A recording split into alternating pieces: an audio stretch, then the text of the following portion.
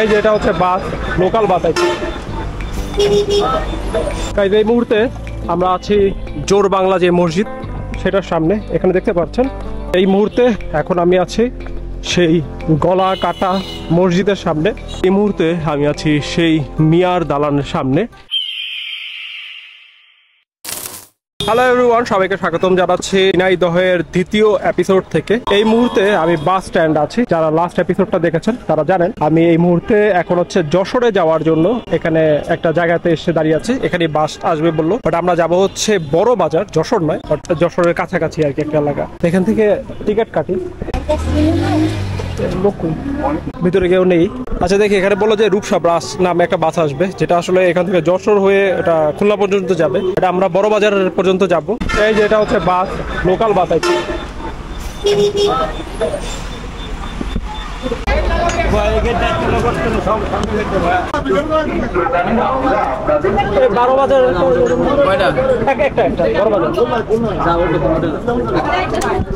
Ticket না দেখে তুলবি না। কত? এটা হচ্ছে টিকিট।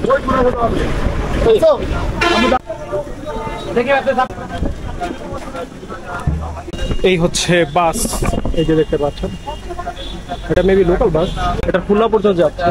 আর এই হচ্ছে টিকিট, হ্যাঁ লিখাই আছে খুলনা কুষ্টিয়া। তো আমরা হচ্ছে বড় বাজার পর্যন্ত যাবো, যেতে থাকি। চলুন বড় বাজারে নেমে তারপর কথা বলছি। এই মুহূর্তে আমি আছি 12 বাজার এই এরিয়াতে।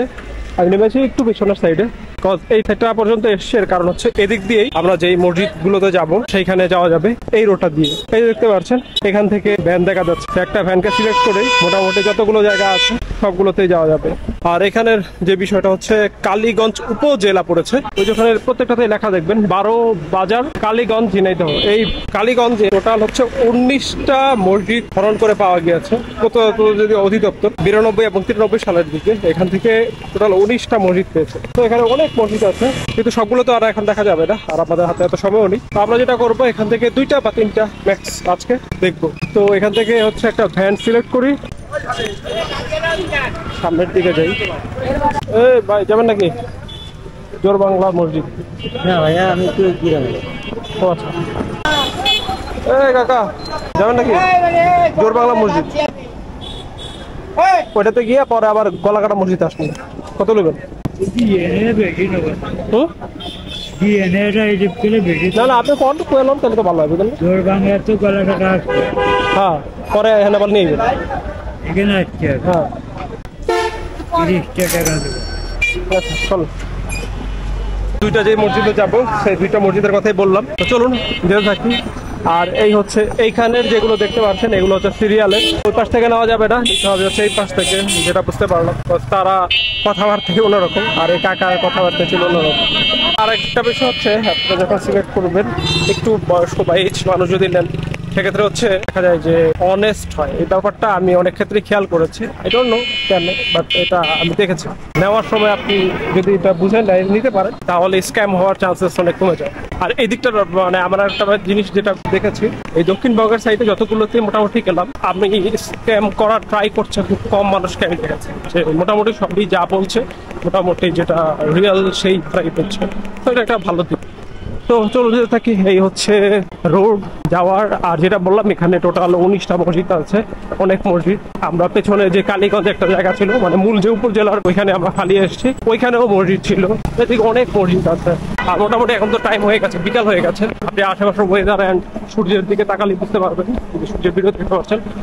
এই মুহূর্তে আমরা আছি জোর বাংলা যে মসজিদ সেটার সামনে। এখানে দেখতে পাচ্ছেন, এখানে প্রত্নতাত্ত্বিক অধিদপ্তরের যে সিগনেচার সেটাও করা আছে।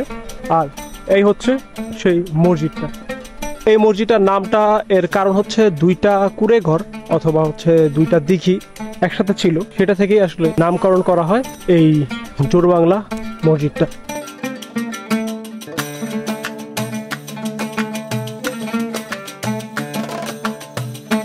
এবং বলা হয়ে থাকে এই মসজিদ যেটা, সেটা হচ্ছে 800 হিজরি সনের দিকে আলাউদ্দিন হুসাইন শাহের পুত্র সুলতান মাহমুদ এই মসজিদটা প্রতিষ্ঠা করে। আর এই মসজিদটার উচ্চতা হচ্ছে প্রায় 11 ফুট। এই মসজিদ যেটা, এটাকে দেখতে অনেকটাই ডুমুরিয়ার রণনগর, অভয়নগরের সুহার আদা মসজিদ এবং বাগেরহাটের বিবি কেরানি মসজিদের সাথে অনেকটাই মিল খুঁজে পাওয়া যায়।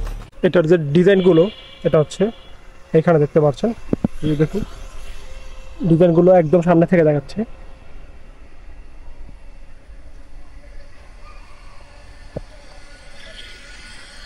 এবং এখানেও দেখুন, এখানেও ডিজাইনগুলো আছে সেই সময়ের করা ডিজাইন। কিছু কিছু জায়গায় অবশ্যই নষ্ট হয়ে গেছে, মানে শ্যাওলা পড়ে গেছে, এই জন্য কালো কালো হয়ে গেছে, যেহেতু এগুলো অনেক আগের মসজিদ।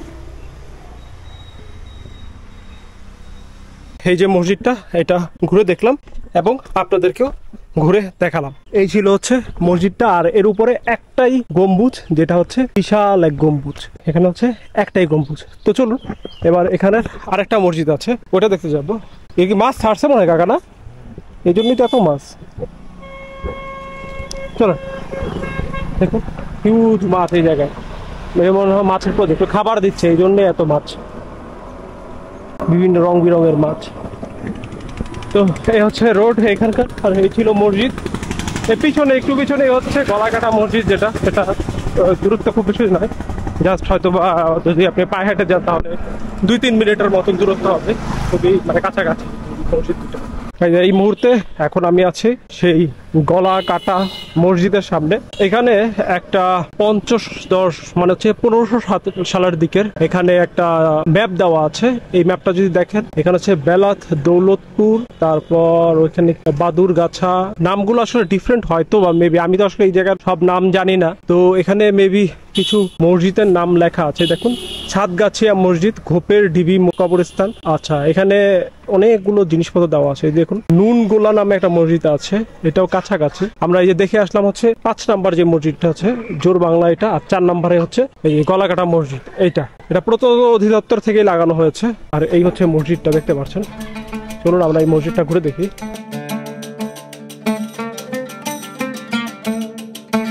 এখানে দেখতে পাচ্ছেন, এখানে হচ্ছে সাল দেওয়া আছে 2013। আর এই মসজিদটা হচ্ছে এই সাইড থেকে। আমরা পরবর্তীতে সামনের দিকে যাব, আগে হচ্ছে সাইডগুলো দেখি। এবং এটা হচ্ছে বলা হয় যখন খান শাহজাহান আলী ছিল তার আমলের এই মসজিদগুলো তৈরি করা। এই যেটা হচ্ছে একদম পেছনের সাইড দেখতে পাচ্ছেন।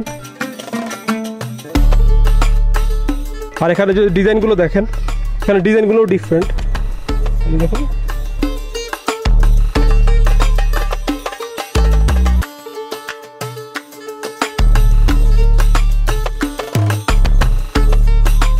এই হচ্ছে মসজিদটার একদম সামনের দিক, দেখুন এই হচ্ছে সামনের দিকে। এবং বলা হয় এই মসজিদটাতে আপনার 6টা গম্বুজ আছে, আর এটার উচ্চতা হচ্ছে অলমোস্ট 25 ফিট এবং এটা চওড়ায় হচ্ছে 5 ফিট।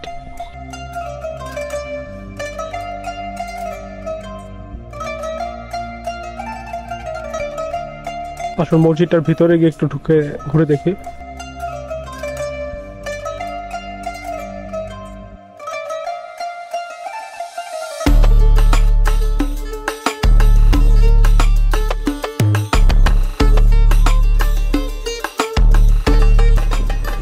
মসজিদটা দেখতে পাচ্ছেন, ছোট মসজিদ।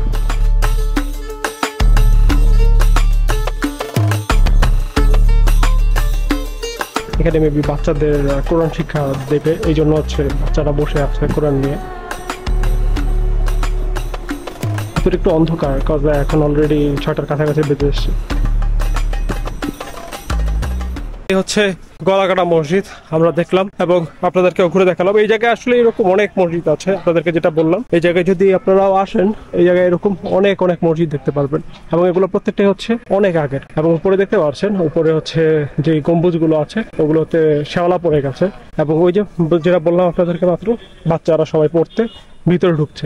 এই ছিল মসজিদ। নুনগোলাতে যাওয়ার প্ল্যানিং করছিলাম, বাট যেটা সময়ের সাথে আসলে পারা যাবে না, আমাদের এখান থেকে কিন্তু আবার অনেক দূরে যেতে হবে। চলো এখন যদি ওটাতে যাওয়ার প্ল্যান করি তাহলে আসলে আর টাইম পাওয়া যাবে না, আমাদের আবার এই ঝিনাইদহ মেইন শহরে কিন্তু আবার ব্যাক করতে হবে। আমরা যেখান থেকে উঠেছিলাম মানে ভ্যানে থেকে যাওয়ার জন্য, সেই জায়গাতেই এসে আবার দেখতে পাচ্ছেন এখন আছে আমাদেরকে ফিরে যাওয়ার জন্য বাস খুঁজে বের করতে হবে, কোন বাস যাবে। বাস দেখতে হবে যে বাস ঝিনাইদহ যাবে, ওই বাস দিয়েই আমরা চলে যাবো। সেখানে চেক করি যে ঝিনাইদহর বাস আছে কিনা। এখানে একটা স্ট্যান্ড দেখতে পাচ্ছি, এখানে থেকেই বাস পাওয়া যাবে। যেটা বললো যে যেমন করে বাসে এসছি ওইভাবে করে যাবে। তো এখানে হচ্ছে 5-10 মিনিটের মতন বসতে হবে। এই যে এটা হচ্ছে স্ট্যান্ড দেখতে পাচ্ছেন, এই স্ট্যান্ডে এসে বসছি। যে বাস চলে এসছে, এই যে করাই এটা যাবে।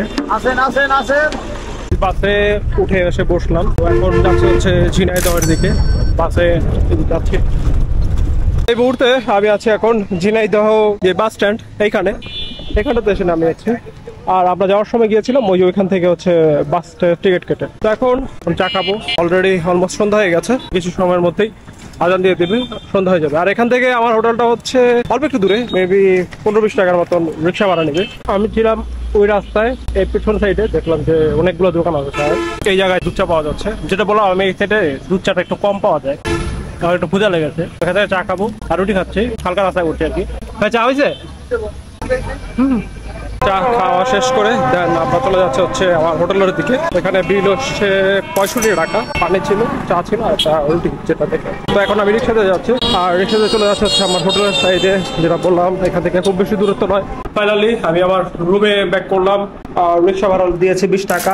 এখন রুমে রেস্ট নিবো কিছুক্ষণ, রেস্ট নিয়ে তারপর আপনাদের সাথে প্লাস নিজের কিছু কাজও আছে এগুলো শেষ করব।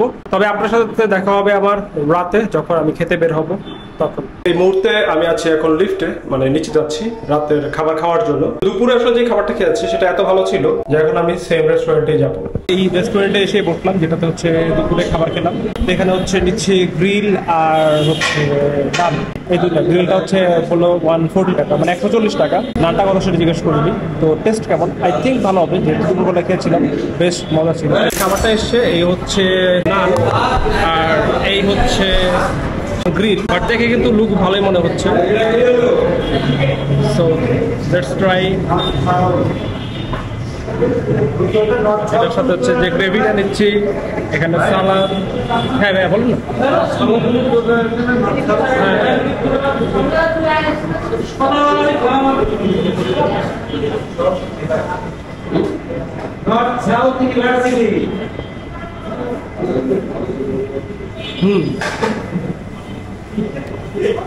ভালোই টেস্টি, স্পেশালি হচ্ছে গ্রেভিটা।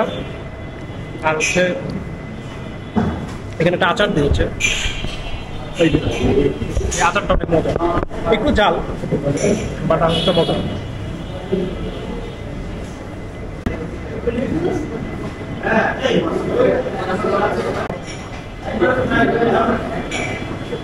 এখানে খাবার আসলে ভালো। এটা যেটা আপনি যদি দেখেন এই একটা নরম হয়েছে, ভালোই টেস্টি।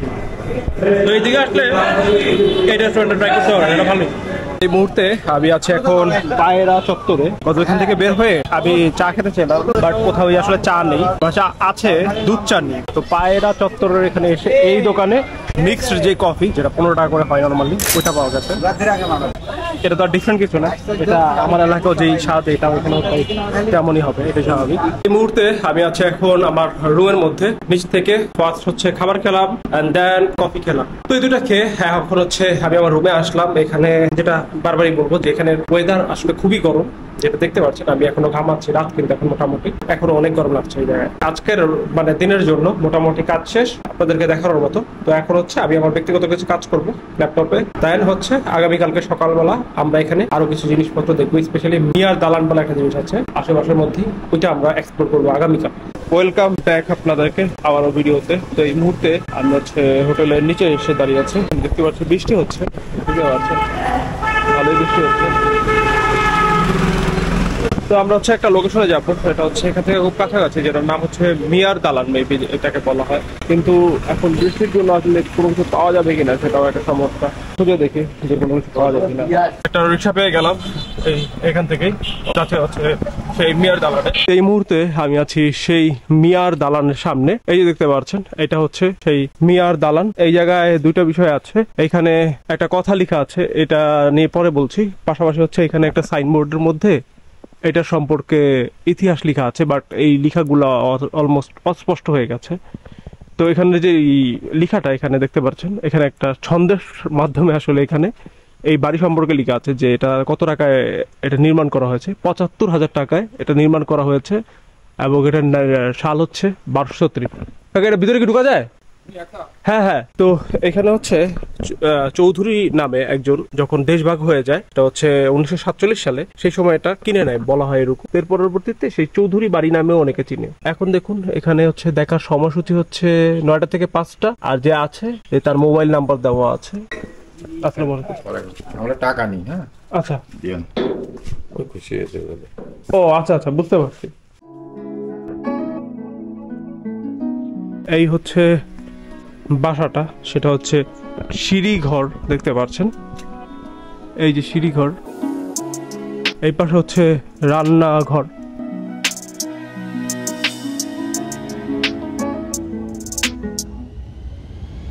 তারপর এই পাশেও হচ্ছে রান্নাঘর।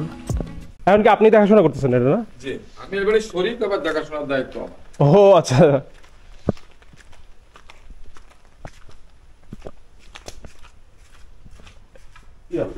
এই যে দেখতে পাচ্ছেন এটা হচ্ছে খাবার ঘর। হ্যাঁ, খাবার খাইতো। ও আচ্ছা। সোলেম চৌধুরী বাড়ির নির্মাণ করেছে সোলেম চৌধুরী। সোলেম চৌধুরী ওয়াইফ আর সে এই বাড়ি থাকতো, আর কাজের লোক আর কাজের মেয়ে ছেলে পেলে। ওনার তো আর কেউ থাকে না? ওনার শরীর ছিল না, বাচ্চা কাচ্চা ছিল না। ও আচ্ছা আচ্ছা। ওনারা দুইজন। ও আচ্ছা। এর পরবর্তীতে কি এটা এরপর আপনারা পেয়েছেন এটা? না, এটা হলো যে সোলেম চৌধুরী মরে যাওয়ার পরে কিছুদিন পর বিবি মারা যায়, জমিদারের নিয়ন্ত্রণে চলে যায়, খাস হয়ে যায়। জমিদারের কাছে যে যতটুকু পেরেছে নিলামকৃত ভাবে কিনে বসবাস করছে, ভোগ দখল করছে। এইটুকু আছে রাজেন সিং চিটাগাংয়ের একজন নিলামকৃত ভাবে লোকে কিনে বসবাস করত। আচ্ছা। জেনের অত্যাচারে বসবাস করতে না পেরে জুব্বার মোল্লার কাছে গেছে। জুব্বার মোল্লা জেনের অত্যাচারে বসবাস করতে না পেরে আমার বাপ চাচাদের কাছে, বাপ চাচারা জেন হাজির করে অনুমতি নিয়ে তখন। এখন কি আর সমস্যা নেই? না, সমস্যা নেই, আছে কিন্তু সমস্যা করে না। ও আচ্ছা আচ্ছা। যাক, আপনি কি একাই থাকেন এখানে নাকি আপনার ফ্যামিলি নিয়ে? ও আচ্ছা।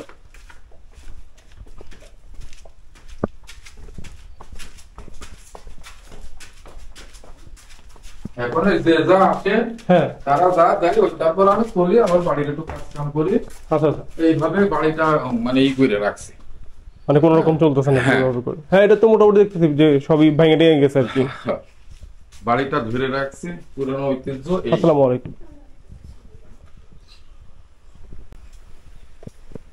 তো দেখতে পাচ্ছেন এই হচ্ছে বাড়ি, আর এই হচ্ছে তারা থাকছে যে তাদের ঘর। এটা ছিল ইবাদতখানা ওনার, এটা না? এখানে ইবাদত করি আমাদের এই ইসের পরে। হ্যাঁ, ধারণার পরে হলো এটা আমরা মনে করি আউলিয়া ছিল যেহেতু, এত ইবাদতখানা একটা থাকার দরকার। হ্যাঁ হ্যাঁ।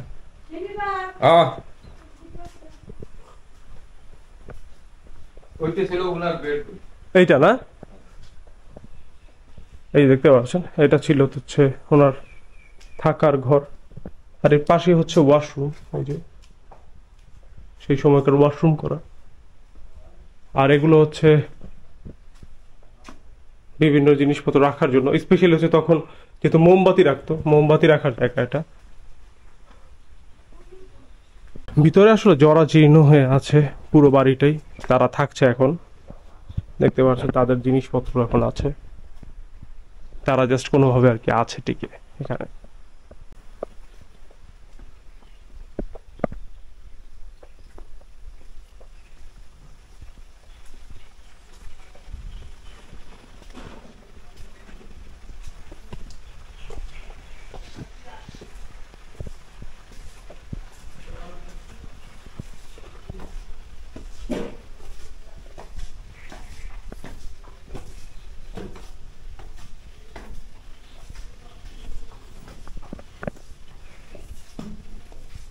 এই দেখতে পাচ্ছেন এদিক দিয়ে হচ্ছে আমি ছাদে আসলাম, বৃষ্টি হচ্ছে আজ অনেক। এই হচ্ছে ছাদ থেকে এই বাড়িটা, এই দেখুন এই হচ্ছে ছাদ, ছাদ থেকে এই বাড়িটা দেখা যাচ্ছে। তো দেখতে পাচ্ছেন এইখানে কিছুটা ডেবে গেছে, দেখতে পাচ্ছেন হয়তো বা এই জায়গাটায় ভেঙে গেছে এই জন্য। আর দেখতেই পাচ্ছেন এখানে মানুষজন নাম লিখে ভরে ফেলেছে। আচ্ছা হ্যাঁ, এই পাশ দিয়ে হচ্ছে কাজের ছেলেদের বেডরুম, মানে কাজের যে মানুষজন থাকতো তাদের হচ্ছে থাকার ঘর ছিল এটা। এগুলো হচ্ছে সবই ওই সময়ের আপনার যে মোমবাতি রাখতো সেই মোমবাতি রাখার জায়গা এটা। এই যে দেখতে পাচ্ছেন মোমবাতি রাখার জায়গাগুলো সব। আর এই হচ্ছে সিলিং এর অবস্থা।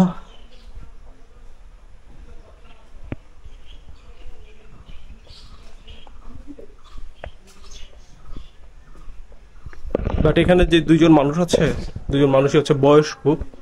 আগের এমনি ছেলে মেয়ে নেই, আছে 3 মেয়ে, এক ছেলে। ওই ছেলে আছে ও আচ্ছা, ও আচ্ছা। না কাউকে দেখতেছি না তো আপনাদের ছাড়া, এই জন্য জিজ্ঞেস করলাম। যাবো বাপের বাড়ি গিয়ে বাচ্চা কাচ্চা হচ্ছে, আল্লাহ একটা ছেলে দিয়েছে। আচ্ছা যাক, তা তো ভালোই। কিছুদিন পর আসবে। এখানেই তো তাহলে আপনারা সবাই থাকেন নাকি? হ্যাঁ, এখানে এই বাড়ি 4 শরীর। ও বাকি শরীর না? 4 ভাই 1 বোন। হ্যাঁ হ্যাঁ, 4 শরীর, তা 3 শরীর। ওই 1 শরীর হলো ঘোলাটে, হুম। আর 1 শরীর পশ্চিমে, আর আরেকটা আছে আরাকপুর। আচ্ছা, আর আমরা আছি এখানে। শুধুমাত্র আপনারাই থাকেন আর ওনারা থাকেন না? উনাদের অনুমতি সাপেক্ষে। ও আচ্ছা আচ্ছা, যাক। কারণ তারা তো এই বাড়ির শরীর। হুম এখন তাদের অনুমতি না নিলে পারে তারা যদি গায়ে আমাদের ঘর ব্যবহার করবে, হুম, ওই বারান্দা ব্যবহার করবে, এই করবো না করবো করতে পারে। হ্যাঁ হতেই পারে। সেই জন্য হলো ওনাদের অনুমতি সাপেক্ষে যে তুমি যদি পারো সুন্দর করে পরিপাটি করে ভালো করে রাখো, থাকো, এটাই। আমরা কোনো খরচ দেবো না, নেবো না। এমনিতে তো মানুষজন দেখতে আসে তো এটা। আসে। আচ্ছা এখন আমার কাছে তো বাকি নেই, আপনি যে চাটা খান। হ্যাঁ আচ্ছা, তাহলে ভালো থাকেন তাহলে। হ্যাঁ বের হয়েছে। আসসালামু আলাইকুম। এই দরজা কি খোলা? আচ্ছা ঠিক আছে, আমরা হচ্ছে দেখলাম এবং এখান থেকে বের হয়ে যাচ্ছে।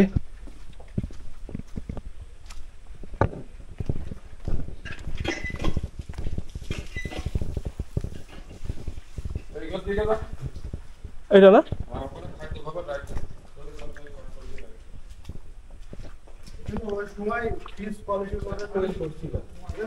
আচ্ছা, ফ্রিজের মতন করে তৈরি করছিল।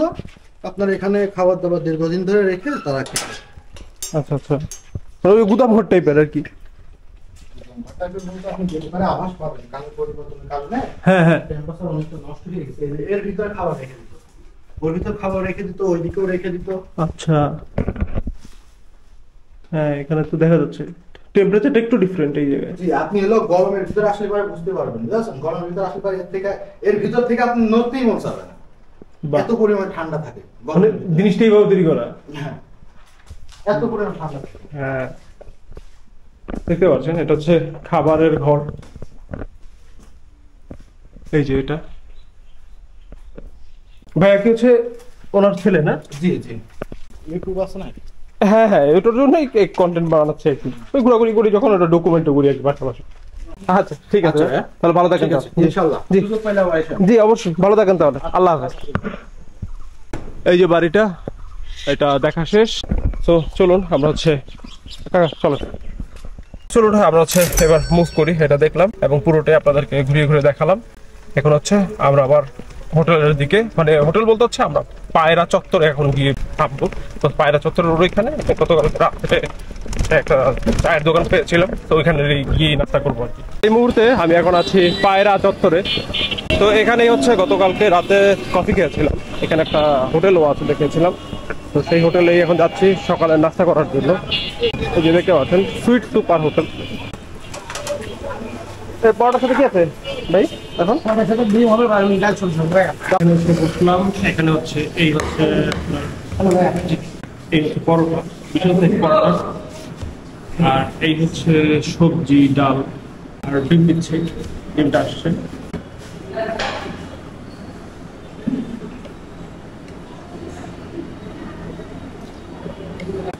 একটা বাইট নেই তাহলে প্রপারটা।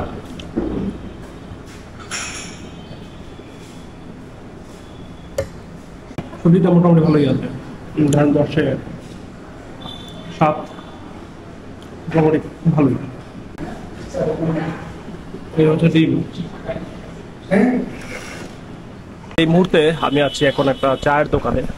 এই যেটা হচ্ছে চায়ের দোকান, একটু ভিতর দিকে আসতে হয়েছে, এরপর একটা খুঁজে পেয়েছে চায়ের দোকান। আমাদের সকালের নাস্তার যে বিল সেখানে হচ্ছে 65 টাকা, আর এখানে চা কোথাও জানি না, হয়তো 15-20 টাকা বা 10 টাকা, যাই হোক এরকম কিছু একটা হবে।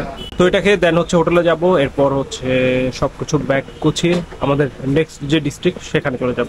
এই মুহূর্তে আমি এখন আছি আমার হোটেল রুমে। তো চা খেয়ে হোটেল রুমে আসলাম। তো এখন হচ্ছে রুমে এসেছি, এখন ফ্রেশ হবো অ্যান্ড দেন আমাদের নেক্সট যে ডিস্ট্রিক্ট সেটার জন্য বের হয়ে যাব।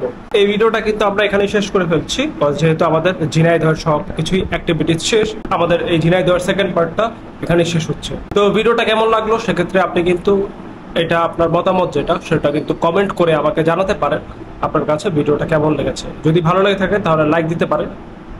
পাশাপাশি আপনি যদি এই ধরনের ভিডিও ভালো লাগে থাকে তাহলে আমার এই চ্যানেলটি সাবস্ক্রাইব করতে পারেন, আর সাবস্ক্রাইব করার পরবর্তীতে যখন পাশে বেল যে বাটনটা আসবে সেটা প্রেস করে দিতে পারেন। সেক্ষেত্রে আমি যখনই নতুন ভিডিও দিব আপনার কাছে নোটিফিকেশন চলে যাবে। এর পাশাপাশি আমি কোথায় আছি সেটা রিয়েল আপডেট জানতে, রিয়েল টাইম আপডেট, সেক্ষেত্রে আমাকে ইনস্টাগ্রামে ফলো করতে পারেন। ইনস্টাগ্রামের নামটা নিচে লেখা আসছে শাওন আহমেদ, এখানে ফলো করলে জানতে পারবেন অ্যাকচুয়ালি আমি কোথায় আছি।